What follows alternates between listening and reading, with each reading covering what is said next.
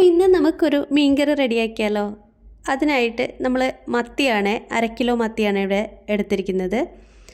ആദ്യം തന്നെ ഒരു പാനിലേക്ക് 1 ടീസ്പൂൺ വെളിച്ചെണ്ണ ഒഴിച്ച് 1/2 ടീസ്പൂൺ ഉലുവ നമ്മൾ ജസ്റ്റ് ഒന്ന് വറുത്തെടുക്കുന്നുണ്ട്. അതിൻ്റെ കൂടെ തന്നെ നമ്മൾ തേങ്ങ ചേർത്തിട്ടുണ്ട്.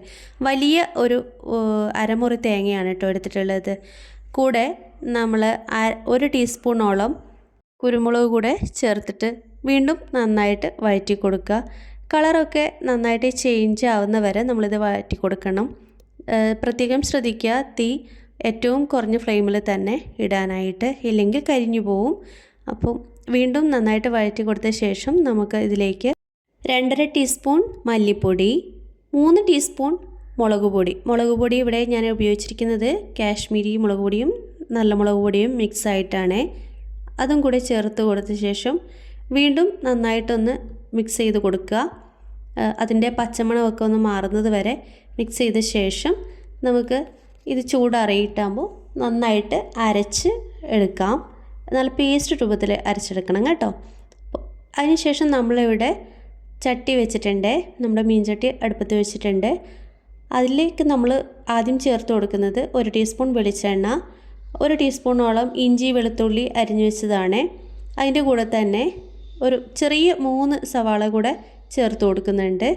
അതും ഒന്ന് വഴറ്റി വന്ന ശേഷം അത് നന്നായിട്ട് മൂത്ത് വരേണ്ട കാര്യമില്ല, ജസ്റ്റ് ഒന്ന് കളർ ചേഞ്ച് ചെയ്താൽ മതി.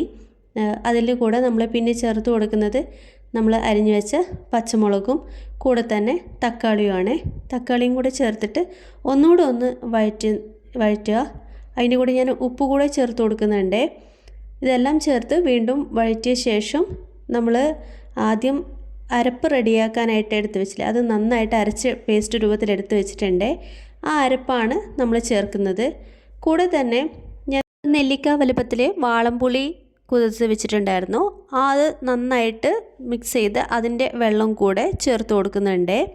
എന്നിട്ട് നന്നായിട്ട് മിക്സ് ചെയ്ത് കൊടുക്കുക. ഈ സമയത്ത് ഉപ്പും പുളിയൊക്കെ ഒന്ന് നോക്കുക കേട്ടോ. കറി നന്നായിട്ട് തിളച്ച് വന്നിട്ടുണ്ട്. ഈ സമയത്ത് നമുക്ക് ഞാൻ ആദ്യം മഞ്ഞൾപ്പൊടി ചേർക്കാൻ വിട്ടുപോയിട്ടുണ്ടായിരുന്നു, ആ മഞ്ഞൾപ്പൊടി ചേർത്ത് കൊടുക്കുന്നുണ്ട്. കൂടെ തന്നെ നമ്മുടെ റെഡിയാക്കി വെച്ചിരിക്കുന്ന മത്തി കൂടെ 1/2 കിലോ മത്തിയാണ് ഞാനിവിടെ എടുത്തിട്ടുള്ളത്. മത്തി കൂടെ ചേർത്ത് കൊടുക്കുന്നുണ്ട് കേട്ടോ. അപ്പോൾ ഇനി ഇത് ഒന്നുകൂടെ നന്നായിട്ട് തിളച്ച് വരുമ്പോൾ വീണ്ടും വേണമെങ്കിൽ 1 ടീസ്പൂണോളം വെളിച്ചെണ്ണ നമുക്ക് ചേർക്കാം.